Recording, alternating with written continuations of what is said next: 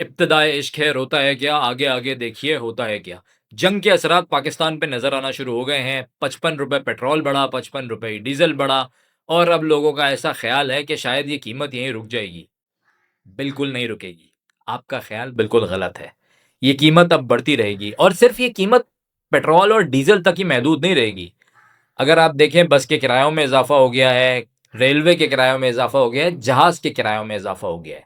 और अब ये जो महंगाई का चक्कर है, ये आपको अशिया खुर्दोनोश के ऊपर भी आता हुआ नजर आएगा। भाई, ट्रांसपोर्टेशन कॉस्ट बढ़ जाएगी। आप अगर आलू प्याज कोई भी चीज कहीं खेत में उगाते हैं, या कहीं इंटीरियर सिंध के अंदर है, वहां से अगर कराची आ रहा है, तो सिंध की ट्रेवलिंग के अंदर जो ट्रांसपोर्टेशन कॉस्ट आएगी, वो जाहिर है बढ़ जाएगी। तो वो किसकी जेब से वो पैसे निकलेंगे? जाहिर सी बात है, अवाम की जेब से निकलेंगे।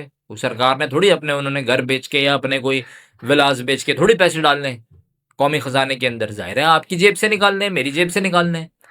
तो ये जो महंगाई वाला मातम है ना, इसको तो अब आप समझें कि ये तो अब चलता रहेगा। महंगाई का जो दौर है शुरू हो गया है। अभी भी आप नया अरमूज से जहाज गुजरने की इजाजत नहीं है, लेकिन सऊदी अरब से हम तेल लेने का सोच रहे हैं। अब मैं यहाँ एक और चीज भी ऐड करूंगा। इंडिया को रिलैक्सेशन दे दिया अमेरिका ने कि आप ले लें जी तेल रशिया से। क्या पाकिस्तान को भी दिया है?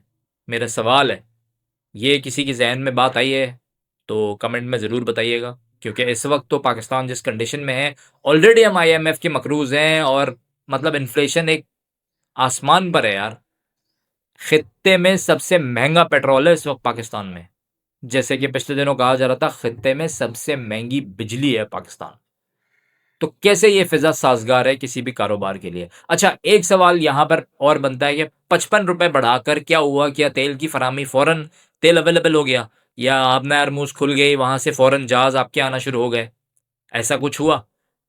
लेकिन 12 बजे ये पैसे बढ़ते के साथ ही पेट्रोल पंप जरूर खुल गए। ये चीज हुई थी। आप लोगों में से भी शायद किसी ने देखा हो। मैं तो जी ऐनी शाहिद हूं। मैंने देखा था, मैं कहीं बाहर था किसी काम से, तो पेट्रोल पंप थोड़ी देर के लिए बंद हुआ, और 12 बजे चुटकी बजा के लाइटें खुल गई। हमने कहा जी बढ़ गए पैसे। जब चेक किया तो पता लग गया कि जी इजाफा हो चुका है। और किसी को अगर ये लगता है ना कि अभी या आने वाले दिनों में सरकार किसी भी किस्म का रिलीफ देगी, ये सरकार हो पाकिस्तान की कोई भी सरकार हो, तो भाई मैं अभी बताऊं, अपनी अकल पे आप फातिहा पढ़ लीजिएगा। अब जरा जिक्र कर लेते हैं जंग का। तो ईरान ने पूरी कार्रवाई बड़ी तेज शिद्दत के साथ रखी हुई है, और अमेरिका और इसराइल भी बम बरसाने से बाज नहीं आ रहे हैं। अब सिविलियंस को टारगेट करना शुरू कर दिया है, जो इस जंग का सबसे गलत और दिल दुखा देने वाला पहलू है। और इस जंग में हमारे 2 पाकिस्तानी भाई भी शहीद हुए हैं दुबई में। देखिए, जब मिसाइल चलता है या गोली चलती है, तो वो तो किसी को नहीं दिखती, नहीं पता होता कि सामने किस नेशनैलिटी का बंदा खड़ा है। ईरान ने एक बड़ी इंपॉर्टेंट स्टेटमेंट दी थी। ईरान ने कहा कि अब हम किसी भी खलीजी ममालिक के खिलाफ कार्रवाई नहीं करेंगे, और ये भी कहा कि वहां से भी हम एक्सपेक्ट कर रहे हैं कि कोई कार्रवाई नहीं होगी। मतलब जैसे बेसिस दी हुई थी, तो वहां से भी कोई कार्रवाई नहीं होगी, तो हम भी कोई कार्रवाई नहीं करेंगे, ईरान ने साफ साफ बोला। उसके बाद डोनाल्ड ट्रंप साहब फरमाते हैं कि जी देखा, ये हमारे जो कार्रवाइयाँ हो रही हैं, जो हमने जंग छेड़ी है, उसके बाद अब ईरान घुटनों पर आ गया है। और बकौल डोनाल्ड ट्रंप साहब के कि वो ये जंग जीत चुके हैं। जितनी जल्दी जंग शुरू करने की थी, उतनी जल्दी ख़त्म करने की भी है। ख़त्म करने की क्यों है भाई? 100 बिलियन का दिन पड़ रहा है सर, 100 बिलियन का। जो नुकसान हो रहा है, ये कहाँ से जा रहा है पैसा? भले वो किसी और मुल्क है का है, लेकिन है तो उनकी आवाम का ही ना।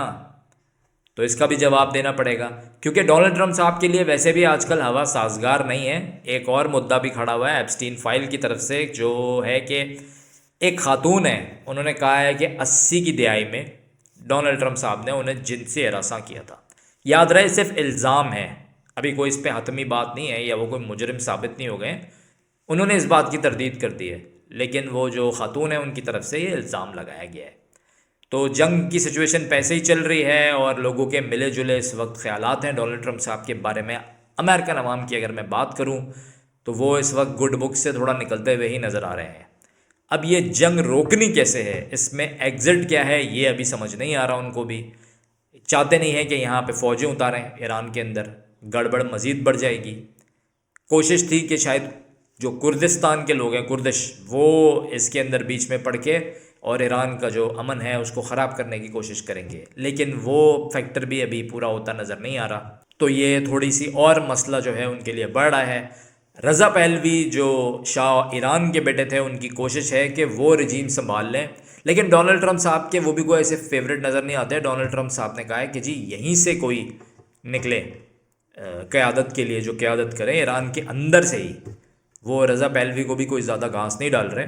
और इसी तरीके से वो जो सुप्रीम लीडर थे आयतुल्लाह ख़ामनाई साहब, उनके जो बेटे हैं, जो जानशीन बन के अब सुप्रीम लीडर बन चुके हैं मेरा ख्याल में, उनके ऊपर भी खुश नहीं है डोनाल्ड ट्रंप साहब। कह रहे हैं कि नहीं जी, हम नहीं मानते इनको, और कोई और होगा, कोई नई क़यादत होगी, क्योंकि वो चाहते हैं रजीम चेंज हो, रजीम चेंज करके हर चीज़ उनके कंट्रोल में आ जाए।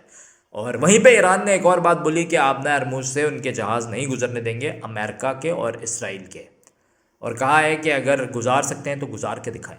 तो वहीं पे डोनाल्ड ट्रंप साहब दूसरी तरफ क्या कह रहे थे, वो कह रहे थे जी कि कोई भी अगर जहाज़ वहाँ से गुजरना चाहे तो हम इंश्योरेंस भी देंगे और टेक केयर भी करेंगे। जाहिर है भाई, जंग में कोई लड़ रहा होता है, कोई मर रहा होता है, कोई माल कमा रहा होता है। तो जंग के फ़ायदे भी हैं, नुकसानात भी हैं। वैसे जैसे कोरोना के फ़ायदे और नुकसानात थे ना, कि कोविड आया तो फूड डिलीवरीज़ वाले और मास्क वाले जो थे उनके बिजनेसेस चमक गए, और जो बीमार थे वो बेचारे कुछ दुनिया फ़ानी से कूच कर गए। यहीं पे जंग में जिसको मिज़ाइल लगा वो, उसके लिए सब ख़त्म हो गया, और जिसने वो मिज़ाइल बना के बेचा, जिसने बिलियंस ऑफ डॉलर कमाए, वो नया घर ले लिया, नई गाड़ी ले ली, या जो भी कर लिया। तो हर चीज़ में अपॉर्चुनिटी भी होती है। ये सिर्फ बात बताने का मकसद ये है कि आप भी अपने जहन को ऐसा प्रिपेयर रखा करें कि हर चीज़ में अपॉर्चुनिटी होती है, क्योंकि अब आ रहा है पाकिस्तान में एक नया महंगाई का तूफ़ान, और इस महंगाई के तूफ़ान से 2026 में हम लोगों को मिलके लड़ना है। ये पेट्रोल की कीमत यहाँ नहीं रुकेगी, ये अभी मज़ीद ऊपर जाएगी। और ज़ाहिर है, बाहर जाना है, गाड़ी चलानी है, या कोई दफ्तर जाना है, घर आना है, बच्चों ने स्कूल जाना है, वापस आना है, तो हर चीज़ में ट्रांसपोर्टेशन की ज़रूरत होती है। तो वैन के किराए भी बढ़ जाएंगे, बच्चों के आने जाने के जो एक्सपेंसेस हैं वो बढ़ जाएंगे, आपकी जो रोज़ की ट्रांसपोर्टेशन है उसके पैसे बढ़ जाएंगे, जो आपका बाइक या गाड़ी में फ्यूल लगता है उसके पैसे बढ़ जाएंगे। तो महंगाई ऑटोमेटिकली बढ़ गई। मैं हमेशा आखिर में बात कहता हूँ कि अपने आप को किसी नए स्किल में डालकर, या अपने आप को इस काबिल बनाएं कि आप अगर 9 to 5 जॉब कर रहे हैं ना, तो उसके साथ साथ 1-2 घंटे अलग से निकाल कर कोई स्किल सीखें, ताकि अपनी इनकम में इजाफा कर सकें। खैर वापस आते हैं जंग पे। तो ये जंग, ईरान का भी कहना है कि ये 1 साल भी वो खींच सकते हैं जंग। डोनाल्ड ट्रंप साहब ने पहले कह दिया था कि जी 4 हफ्तों के अंदर कहानी मुकती हुई नज़र आएगी, लेकिन अभी तक इस चीज़ के कोई आसार नज़र नहीं आ रहे। आपको क्या लगता है इस बारे में, अपनी राय दीजिए। और जो पेट्रोल बढ़ाकर ये इकदाम उठाया है पाकिस्तानी सरकार ने, ये ठीक है या गलत है, इस बारे में भी ज़रूर बताइएगा। और अगर आपको मेरा काम पसंद आता है तो चैनल ज़रूर सब्सक्राइब कीजिएगा और वीडियो को लाइक ज़रूर कीजिएगा। अल्लाह पाकिस्तान का हामी और नासिर रहे।